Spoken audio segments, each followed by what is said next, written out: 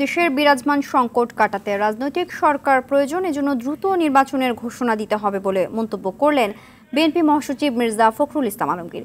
শ্বেতপত্র এবং অতঃপর অর্থনৈতিক ব্যবস্থাপনা সংস্কার ও জাতীয় বাজেট নিয়ে সেমিনারে কথা বলেন তিনি।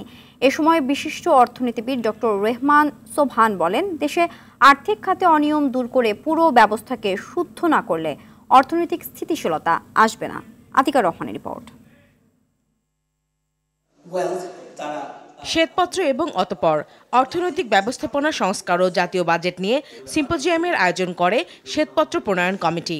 এতে অন্তর্বর্তী সরকারের এসডিজি বাস্তবায়ন নিয়ে চ্যালেঞ্জ ও পরিকল্পনা তুলে ধরেন এসডিজি বিষয়ক মুখ্য সচিব লামিয়া মোর্শেদ। এ সময় সমাজ কল্যাণ ও মহিলা ও শিশু বিষয়ক উপদেষ্টা বলেন, কোনো পরিকল্পনা ও স্বচ্ছতা ছাড়া গত 15 বছরে হাজার হাজার কোটি টাকার প্রকল্প বাস্তবায়ন করা হয়েছে। কোনো পরিকল্পনা ছাড়া শত শত কোটি টাকার কাজ হচ্ছে আমার দুই মন্ত্রণালয়। এটা হচ্ছে প্রথম শিক্ষা আমার। একজন আমলা বা একজন ব্যুরোক্র্যাট যাকে দায়িত্ব দেওয়া হচ্ছে, পিডি করা হচ্ছে, সে তো সেই বিষয়ে পারদর্শী নয়, কিন্তু তাকে সেই দায়িত্ব দেওয়া হয়েছে। We can ensure that accountability, inclusivity and equity are integral to our plans and future work. Let us work together to create an economy which prioritizes the welfare of the people and women's empowerment, and that will diminish discrimination, thereby ensuring a sustainable future for all. অর্থনীতিবিদ রেহমান সোবহান দেশের বর্তমান অর্থনৈতিক অবস্থা, বিদেশি ঋণ এবং ঘাটতি বাজেটের চ্যালেঞ্জ তুলে ধরেন। The whole weakness of leverage financing and the absence of a functioning equity market where you are generating resources through equity investments. You are over-leveraged by heavy borrowing and that is created. BNP মহাসচিব বলেন, দ্রুত সময়ে নির্বাচনের বিকল্প নেই।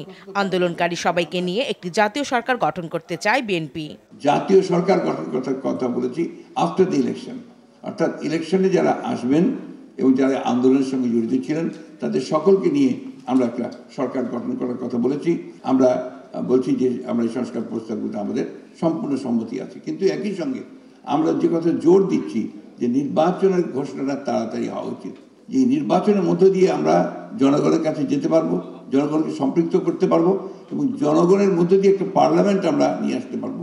অনুষ্ঠানে সরকারি বিভিন্ন প্রতিষ্ঠানে নানা প্রকল্প ও ব্যাংকিং খাতে শৃঙ্খলা ফেরানো সহ দুর্নীতি প্রতিরোধে জোরালো পদক্ষেপ নেওয়ার কথা বলেন আলোচকরা। Export diversification. Atika Rahman, RTV, Dhaka.